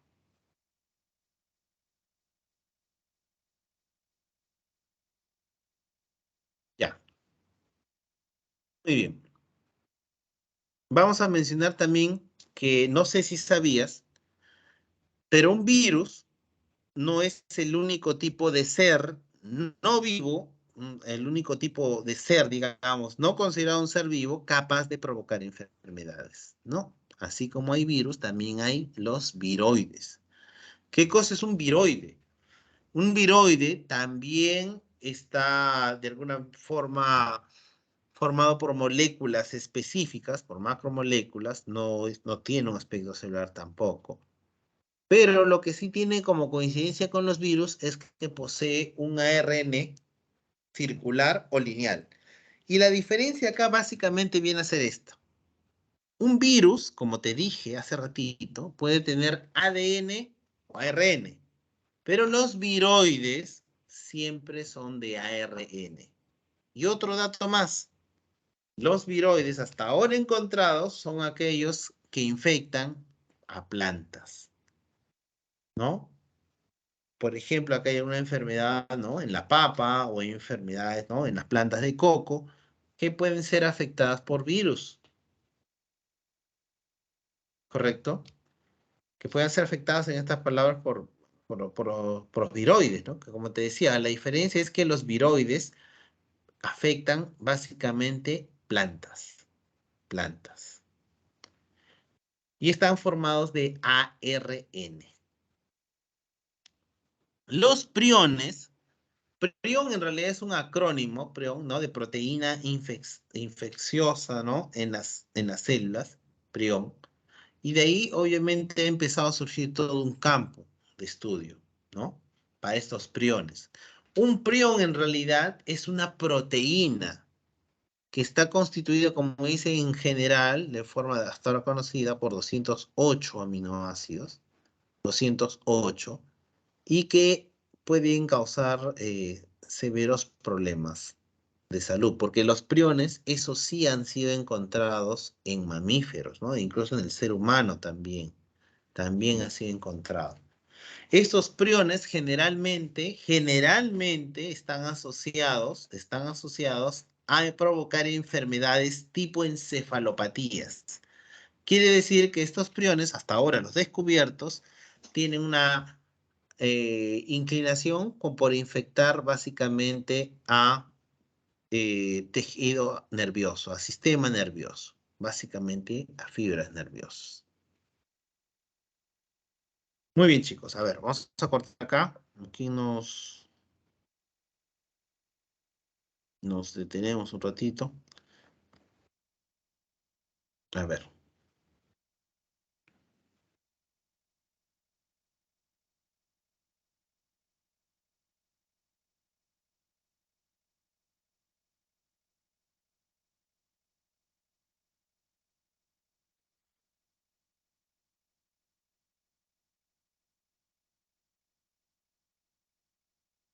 A ver, chicos, como quien cambiamos así de actividad. A ver, para ir repasando esta parte. Más hay preguntas respecto a esta parte, así que vamos a repasar esta partecita acá. A ver, a ver, me ayudan ustedes. Como quien repasamos. Neumococo. Neumococo.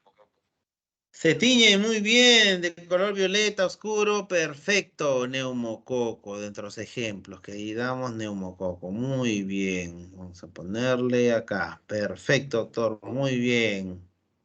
A ver, vamos a ver, la 2 es una pregunta también del tema, sí, porque te está hablando de los Enzimas y mesosomas. citocromos.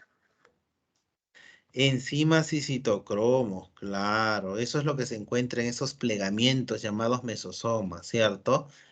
Efectivamente, enzimas y citocromos. 3. Capa viscosa que rodea la pared celular constituye polisacáridos y escasos polipéptidos. Cápsula. Cápsula. Así es, muy bien. Mira, esto que está encima de la pared celular se llama cápsula, como dice acá, y está formada por, como dice allí, polisacáridos y algunos polipéptidos. 4. Fimbria.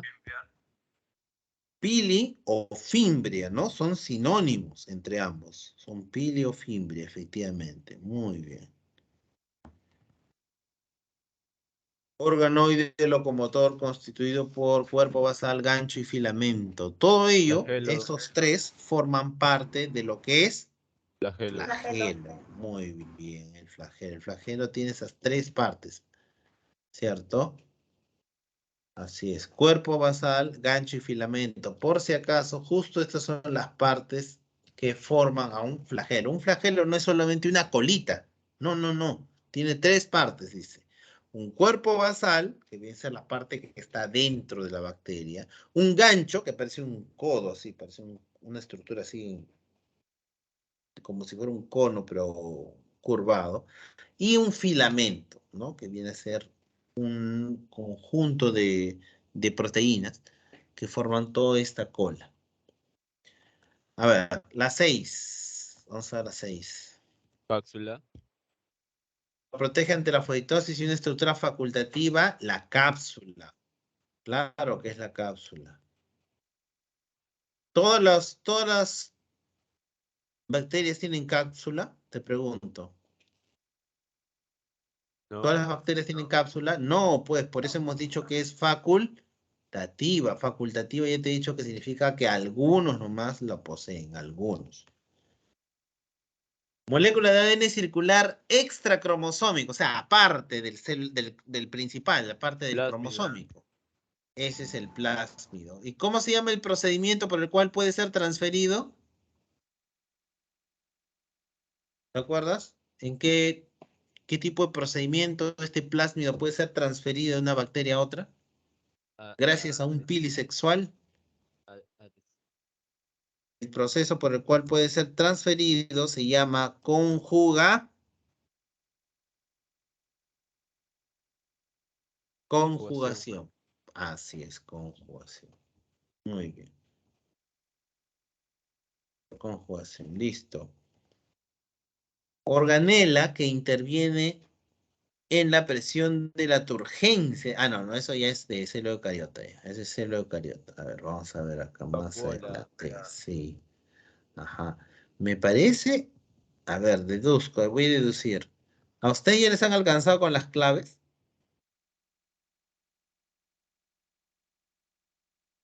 Respóndeme Gaucho y sinceramente. vacuola, creo.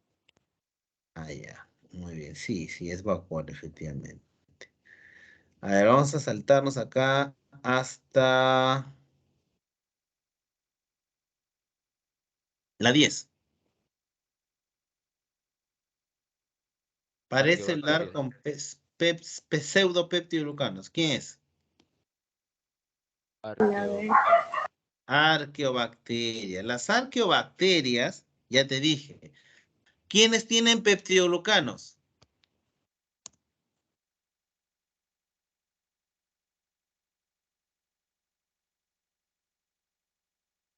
Las eubacterias. ¿Quiénes tienen La, la pseudopeptidoglucanos? Que es la eubacterias. pregunta.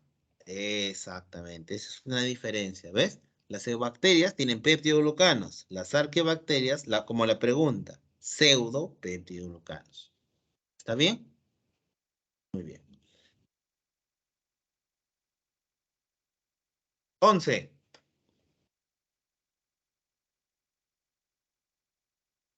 Virus.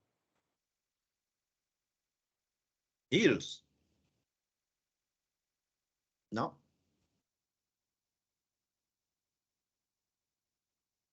Ah, sí. En este caso sí. En este caso sí. Y es una buena definición de los virus, obviamente.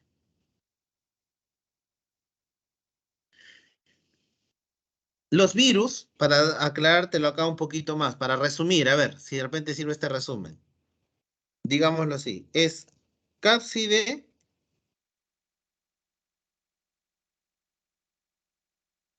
más ácido nucleico. Y digo ácido nucleico porque, como te dije, puede ser ADN o ARN, ¿cierto?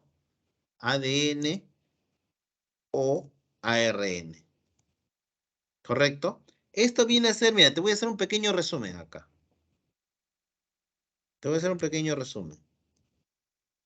Un virus está conformado por una cápside más un ácido nucleico. ¿Qué quiero decir con un ácido nucleico? Un ADN o un ARN, ¿correcto?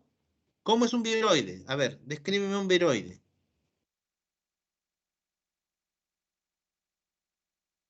¿Cómo es un viroide?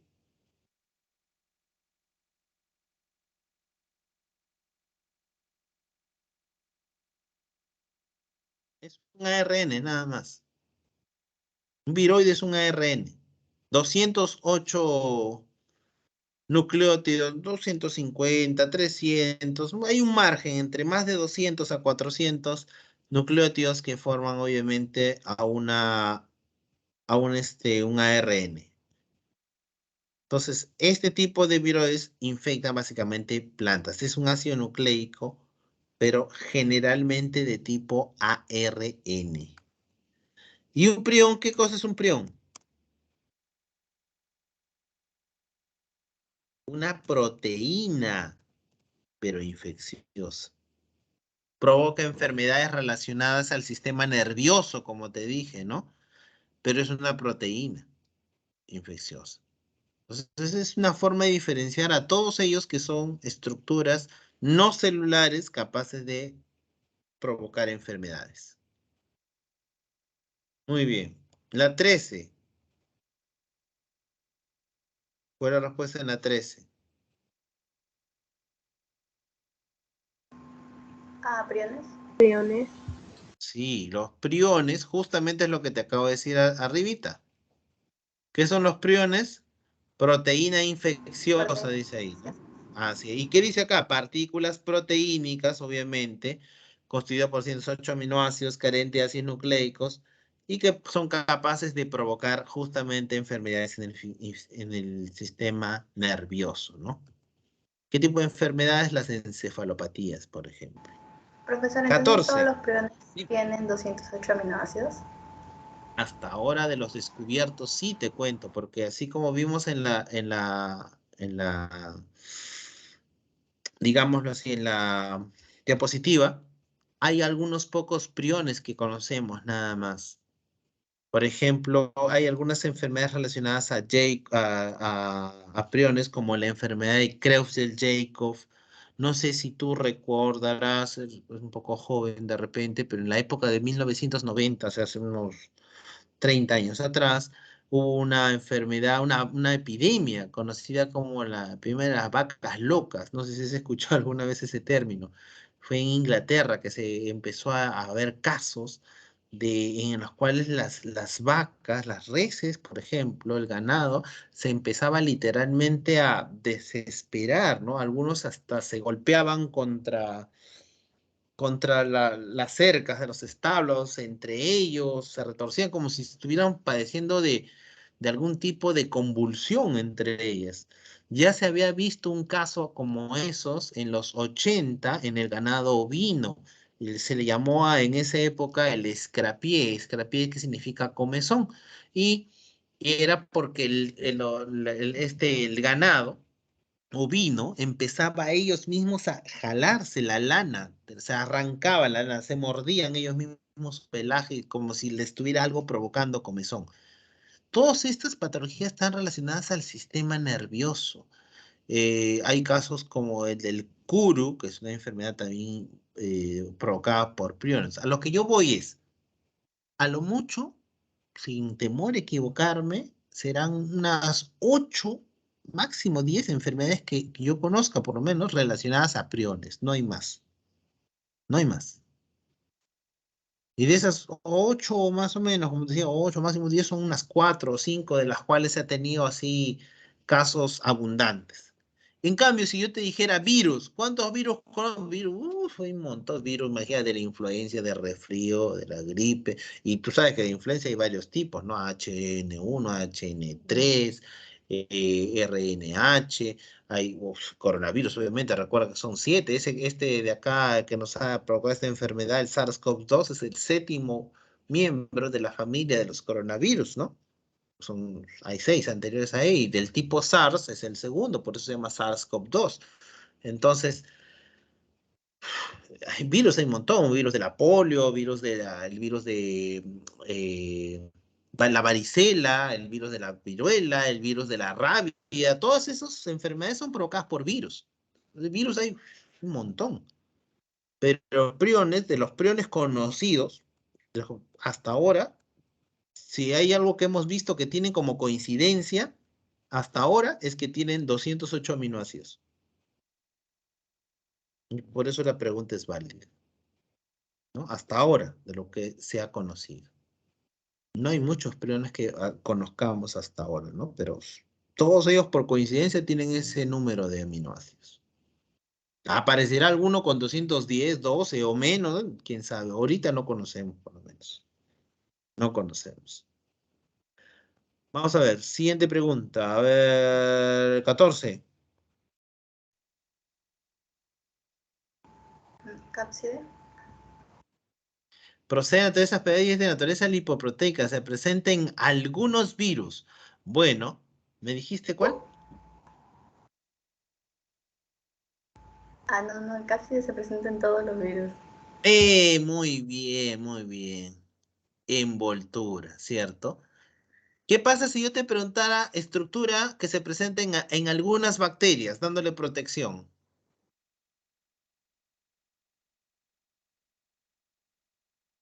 Ahí se llama cápsula. Mira que cápside suena parecido a cápsula, ¿no? Pero cápsula es el nombre en bacterias, esa estructura facultativa. En cambio, cápside sí es la estructura que está en todos los virus rodeando al material genético, al ADN o al ARN que posee un virus, ¿no? Entonces, se parece, ¿no? Cápside, cápside se parece, tienes razón. Pero en este caso, la 14, la respuesta es C, envoltura, estructura que se presenta en algunos virus y que está rodeando a ellos, tiene una naturaleza lipoproteica, etc. A ver, 15 también es una pregunta de este tema. Cápside. Cápside, acá sí es cápside, acá sí es cápside. Así es. En la cápside están algunas sustancias que permiten al virus poder penetrar, poder ingresar dentro de la célula que va a parasitar. 16. ¿Cómo se llama ese estado de latencia? Cuando te das, justo eso te preguntó hace ratito, ¿no? Ese estado de Prófago. latencia. Profago. O, ¿cómo se Prófago. le llama también? Provirus. Muy bien. O provirus. Muy bien. 17. No corresponde al Integración. ciclo lítico. ¿Cuál? AC. Integración, muy bien. ¿La integración a qué pertenece entonces? Si no corresponde al ciclo lítico, la integración, ¿a qué corresponde?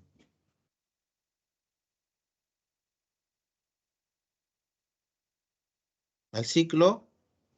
¿Cuál es la otra Lisogénico. forma de reproducción? Muy bien, lisogénico, doctor, muy bien. Al otro tipo de multiplicación viral, el ciclo lisogénico, muy bien. 18. Justo acabamos de definirlo ahora. Está constituido por Viroide. ARN, dice. ¿Te Viroide. acuerdas?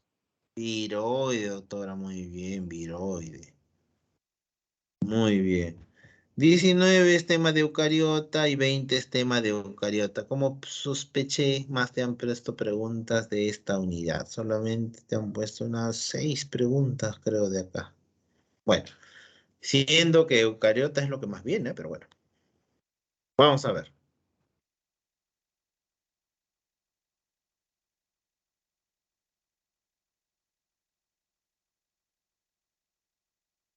Me confirman si se ve la diapositiva, por Sí se favor. ve, profesor. Gracias. Muy bien, vamos a avanzar rapidito con eucariota entonces. Célula eucariota. Mira, la célula eucariota, volviendo a recordar, es la célula que es más evolucionada, digámoslo así. O sea, si la procariota tiene más o menos unos 3.500 millones de años de antigüedad, la eucariota tiene, se sospecha, no se sabe con seguridad, repito, más o menos unos 2.000 millones de años de antigüedad. Entonces hay una diferencia entre ellos de más o menos unos 1.500 millones de años, más o menos. Significa que estas recién aparecieron. Ahora, ¿cómo aparecieron? Bueno, acá sí no he puesto de repente una diapositiva de repente que podría ilustrarlo, tal vez podría ubicarlo, pero te cuento, en todo caso, no sé si conoces, de una teoría llamada teoría endosimbiótica, no sé si la has escuchado. ¿Has escuchado de la teoría endosimbiótica? No sé si escuchó esta teoría, teoría endosimbiótica. ¿La has escuchado? ¿Sí? ¿No? Sí, profe.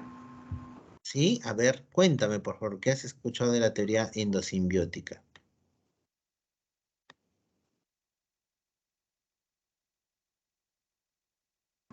Aunque la misma célula creaba otra para poder producir algo así. Ya, a ver, te cuento.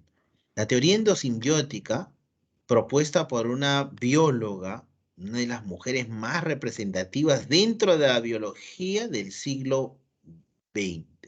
¿De quién estoy hablando? De la doctora Lynn Margulis. Tal vez de las biólogas mujeres sea la más bueno, una de las más populares en realidad, porque hubieron varias en realidad en este siglo XX, ¿no? Hubieron varias. Rosalind Franklin, ¿no? Por ejemplo, en este caso, Lynn Margulis también. La autora Lynn Margulis, para no desviarnos del tema, propuso que algo parecido más o menos a lo que tú has dicho de una forma bien, bien cortita. La teoría endosimbiótica propone que hace millones de años, una célula procariota pequeñita hizo simbiosis con otra célula procariota de mayor tamaño. Que la simbiosis entre ambas provocó que aparecieran las células eucariotas. Algo así como lo que tú dijiste. Una célula más chiquitita dentro de una más grande.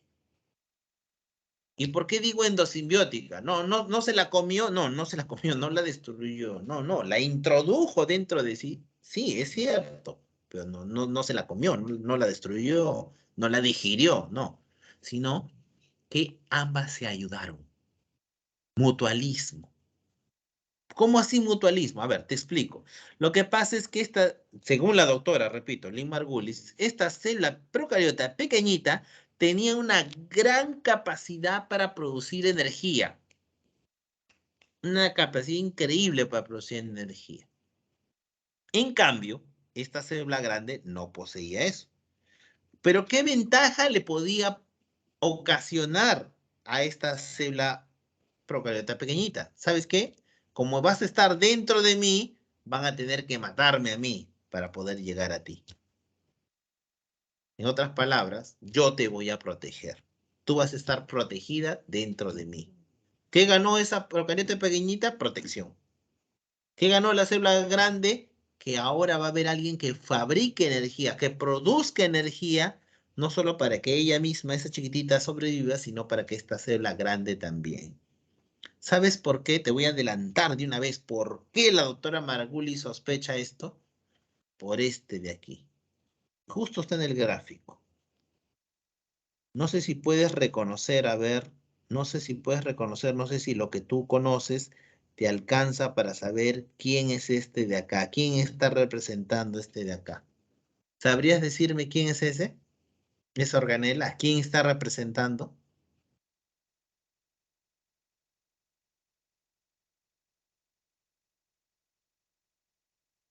¿Alguno? Una La pista. mito. Muy bien, la mitocondria, muy bien, la mitocondria. Profesor, ¿cómo me di cuenta? ¿Cómo iba a adivinar yo? Bueno, ¿sabes por qué te dije que podías adivinar? Porque estas lineecitas acá no son líneas, y en realidad son pliegues.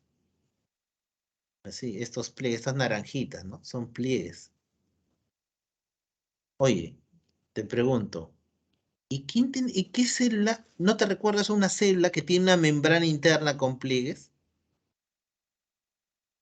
La procariota. Y ahí está una procariota. Te cuento otra cosa más de la mitocondria, ¿ya? Esta mitocondria, aunque no ha salido en el dibujo, tiene su propio ADN circular. ¿A quién te recuerda? Al plásmido. Procariota, al procariota. No, al plasma no, al procariota también. A su ADN circular que tiene obviamente acá. Su ADN circular que tiene esta célula procariota. Es más, aunque no ha salido acá tampoco, está chiquitita, tiene sus propios ribosomas 70S. Otra vez, ¿a quién te hace recordar?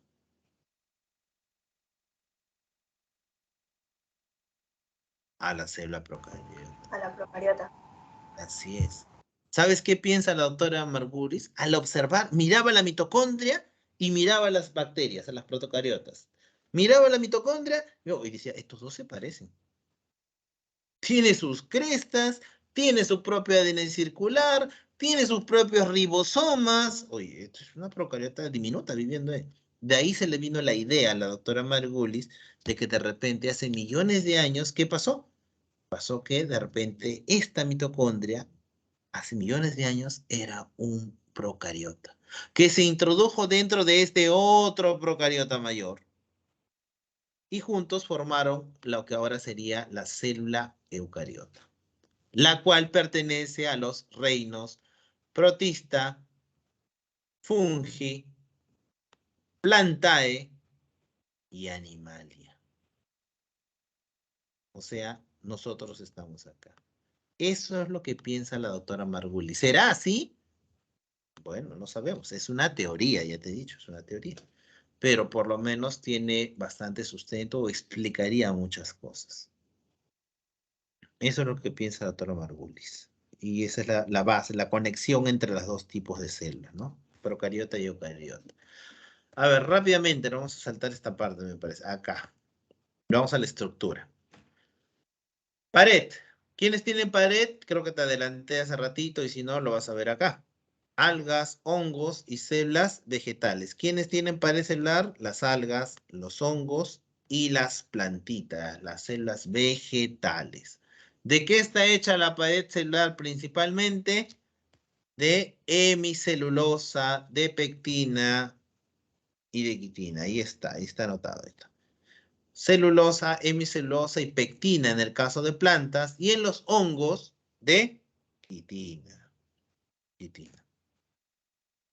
¿Cuál es la función? Dar una protección a la membrana, obviamente celular, por la que está debajo de la pared de la membrana, obviamente.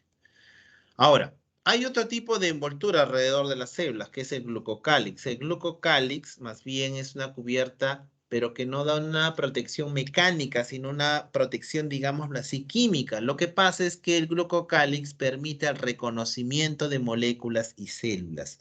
Y se encuentra alrededor de las células para justamente determinar qué tipo de moléculas o de células pueden pasar o no, obviamente, hacia la célula, hacia el interior. Debajo de estas envolturas está la membrana. La membrana siempre está formada por fosfolípidos y proteínas y su función es regular el intercambio de materiales. Es decir, como dice ahí, mantener la homeostasis, el equilibrio entre el medio interno y el medio externo. La membrana es la que determina qué señales pueden pasar, ¿no? Qué sustancias pueden pasar, disculpa. Y aparte es un receptor de señales químicas.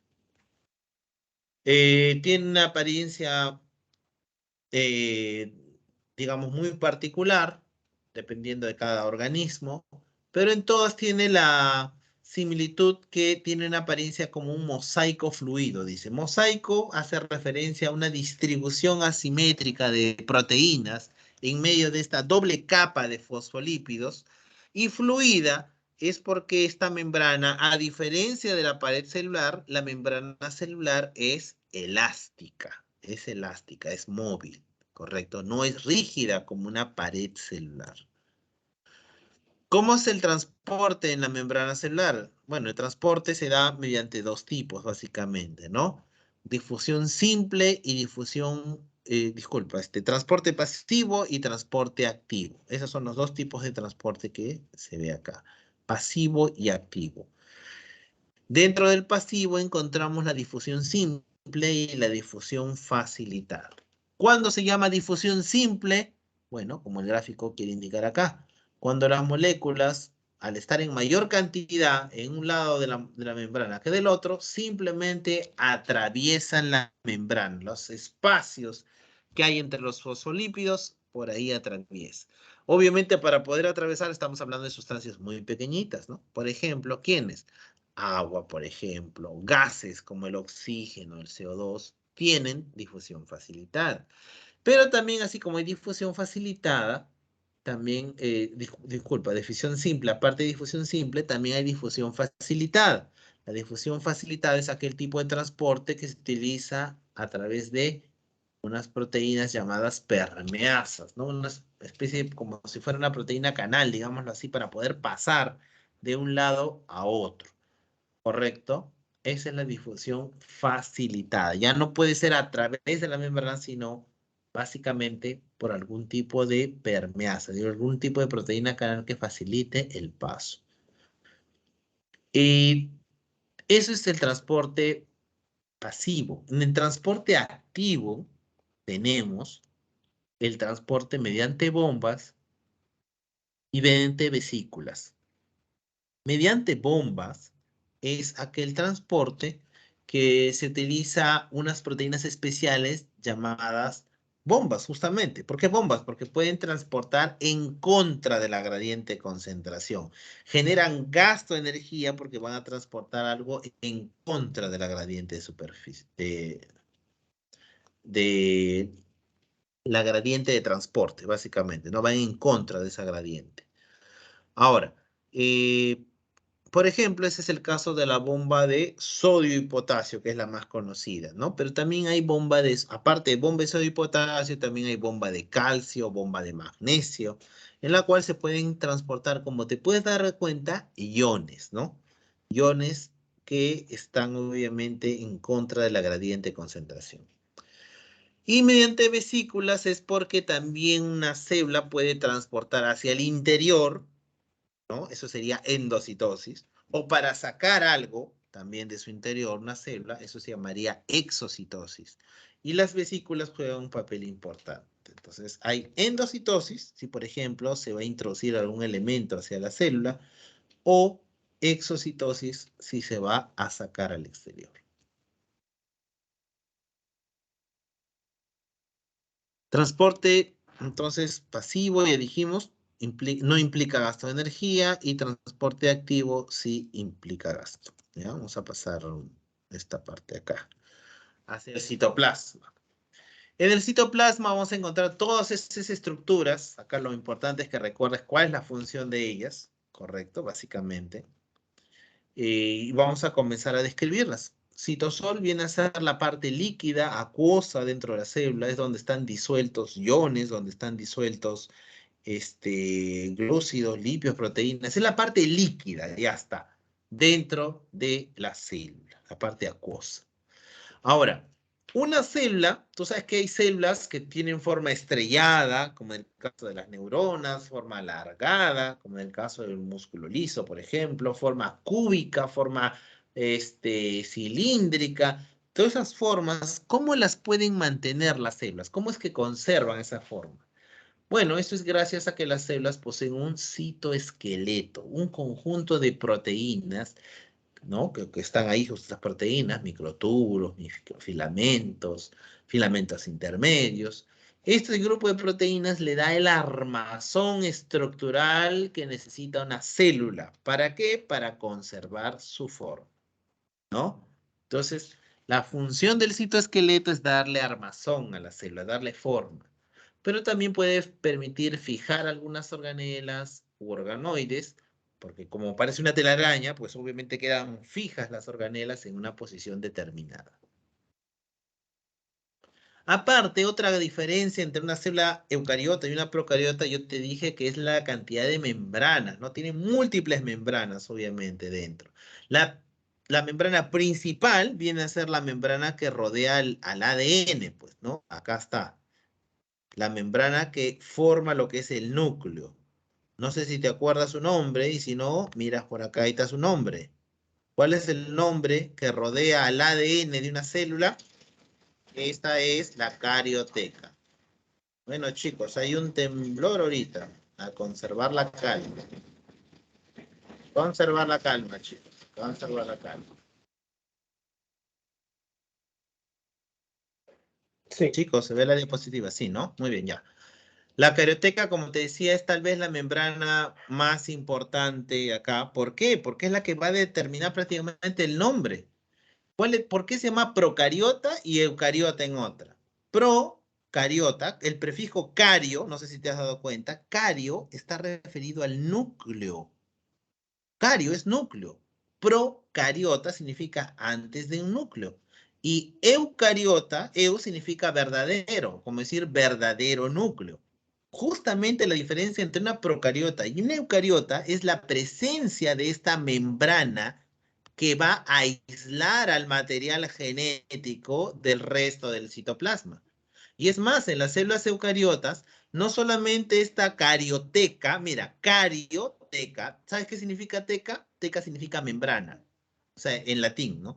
Es como decir membrana del núcleo, literalmente te lo está diciendo, la membrana del núcleo, carioteca. De esta carioteca, como puedes ver, que tiene algunos poros, como también puedes observar en el gráfico, van a emerger más membranas, más membranas. Y esas membranas reciben el nombre de retículo endoplasmático. Ahora te cuento que el retículo endoplasmático, que está más cerquita a la caroteca, está rodeado, está lleno de ribosomas.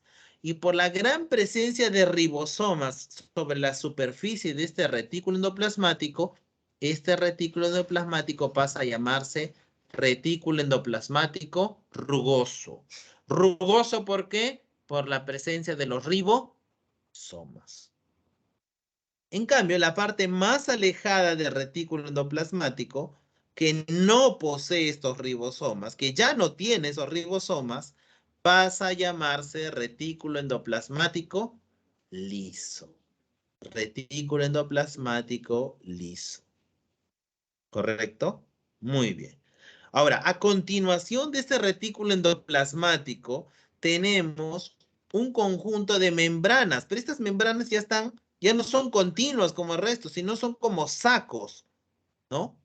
Separados, pero sacos que a la vez están como agrupados, ¿no? Estos sacos o dictiosomas que ves acá, se agrupan todos ellos unidos a unas vesículas y en su conjunto, estos sacos, estos dictiosomas más esas vesículas pasan a formar lo que se llama el aparato de Golgi o Golgi-soma. El aparato de Golgi o Golgi-soma. Ahora, ¿cuál es la función de cada uno de ellos? Muy bien, carioteca, aislar al material genético, al ADN, permitir el intercambio de sustancias entre el núcleo y el retículo endoplasmático. Hablando de retículo endoplasmático rugoso, te comentaré que los ribosomas tienen como función la síntesis de proteínas. Así que la función del retículo endoplasmático es ser una fábrica de proteínas. Tiene una función de ser la gran síntesis de proteínas de la célula. El retículo endoplasmático liso más bien no posee estos ribosomas y se encarga de la detoxificación celular, de eliminar toxinas, ¿correcto? Y sintetizar lípidos. Y el aparato de Golgi se encarga básicamente de distribuir, de secretar todo aquello que produce retículo endoplasmático. Porque ya te dije que el retículo endoplasmático produce proteínas. Muy bien. ¿A dónde crees que van esas proteínas para ser distribuidas? Al aparato de Golgi. El retículo endoplasmático liso produce lípidos. ¿A dónde van esos lípidos? Al aparato de Golgi, para que el aparato de Golgi, gracias a sus vesículas, se encargue de distribuirlas, se encargue de secretar esas sustancias producidas en el retículo endoplasmático. ¿Correcto? Muy bien, ya hemos dicho las funciones de paso y vamos a las organelas para ir terminando. La mitocondria es la organela encargada de realizar la respiración celular aerobia, es decir, producir el ATP, la energía que necesita la célula. La mitocondria viene a ser como la pila de la célula, es la que provee de energía. Plastidios tenemos de dos tipos, cromoplastos y leucoplastos. Dentro de los cromoplastos te encontraré que son aquellos que poseen pigmentos, de ahí viene su nombre de cromoplastos. Y el de los cromoplastos, el más importante sin duda alguna es el cloroplasto, que es aquel que contiene la famosa clorofila para poder utilizarla y realizar la fotosíntesis, un proceso necesario para que, por ejemplo, las plantas y todos los seres autótrofos, fotoautótrofos en realidad, puedan producir sus propios nutrientes. Los lisosomas, gracias a las enzimas digestivas que poseen, se encargarán de realizar la llamada digestión celular, es decir, de digerir, gracias a las enzimas, digestivas que posee. Los peroxisomas, gracias a algunas enzimas como catalasas y peroxidasas, se encargan del metabolismo del oxigenada o peróxido de hidrógeno. De ahí viene su nombre de peroxisoma, ¿no? Porque pueden formar con peroxidasas o pueden desdoblar con catalasas al agua oxigenada o también conocido como peróxido de hidrógeno. Glioxisoma, una organela encargada de transformar triglicéridos en glúcidos durante la germinación de las semillas. Es decir, es una organela típica de vegetales, Y las vacuolas se encargan de almacenar. ¿Qué almacenan principalmente? Agua. Agua. También pueden almacenar algunos pigmentos y antocianina. ¿Sí? En cuanto a los organoides, tenemos dos, nada más, que vamos a mencionar acá. Los ribosomas, bueno, son tres, ¿no? Pero voy a aprovechar acá de mencionar un par de ellos. Ribosomas, que son organelas no membranosas o también llamadas organoides. Es lo mismo, ¿ah? Organoides y organela no membranosa. ¿De qué se encargan los ribosomas? De la síntesis de proteínas, sintetizar proteínas. Centrosoma es un organoide que se encarga de formar el llamado uso acromático que será útil durante la mitosis y la meiosis, que es justamente nuestro próximo tema. Ahora, ¿por qué decía que son tres los organoides? Porque centrosoma es el nombre que tiene en las células animales, pero en las células vegetales, el organoide que hace la misma función que los centrosomas se va a llamar casquete polar. Entonces, ahí viene un dato más, ¿no? Centrosoma está en células animales, que permite la formación del uso acromático. ¿Quién hace la misma función, la formación del uso acromático para la mitosis o la meiosis, pero en plantas, se llama casquete polar? Listo, chicos. Con eso terminamos esta parte y completo las claves nada más que faltaban darles, ¿sí? Para ponernos al día y los minutos que pues nos robó este pequeño sismo. ¿Sí? Entonces vamos a completarlas para que tengamos todos los datos completos y podamos tenerlos aquí. A ver, muchachos, vamos a completar las preguntas faltantes nada más, ¿sí? Que son la pregunta 8, 9. A ver, la 8, ¿cuál es la respuesta en la 8? La cola. Interviene la presión de turgencia. ¿A qué se refiere esta turgencia? Se refiere a almacenar agua, a eso se refiere. A eso se refiere la palabra turgencia. ¿Turgencia qué significa? Presión por... Ah, presión de turgencia, ok. La presión generada al almacenar agua. La cola. Almacén de agua. A eso se refiere. A eso se refiere. Entonces, la respuesta ahí, obviamente, por eso es vacuola. ¿Está bien? Muy bien. Muy bien. 9. Estructura presente en los protozoarios y células animales formada por oligosacáridos, presente proteína y lípidos en la membrana celular. Esos de acá, que cumplen una función de protección peroquímica, se le llama glucocálix. Así es, glucocálix. La 12, organela unimembrosa vesiculosa y formada por enzimas digestivas. Ya, con eso se te sopló que es. ¿Quiénes tienen enzimas digestivas? Lisosomas. Lisosomas, efectivamente. Y por acá había la 19 y 20 que nos faltaba. La 19, en las células animales en un medio hipertónico experimentan, bueno, eso es aparte creo que le hemos omitido, pero es crenación. Es la parte en la cual células animales en un medio hipertónico experimentan deshidratación. Experimentan, por si acaso, acá sería, experimentan deshidratación. Y esa deshidratación es llamada crenación. ¿Correcto? Deshidratación. Por si acaso. ¿Qué cosa es crenación? Es la deshidratación que se produce por células animales cuando están en un medio hipertónico. ¿Qué es un medio hipertónico? Un medio con mucho soluto. Eso es lo que es un medio hipertónico. Es un medio en el cual hay mucho soluto. Y la 20 y última, carecen de ribosomas, participa en la síntesis de esteroides, o sea, lípidos, y en la detoxificación celular. Ese es el papel que cumple el retículo endoplasmático liso. REL significa retículo endoplasmático liso. ¿El rugoso qué hacía? Porque tenía ribosomas. Más bien su función era sintetizar proteínas. Pero el liso sintetiza lípidos y los esteroides son lípidos. Muy bien, chicos. Vamos a cortarla aquí porque nos hemos excedido un poquito nuestro tiempo.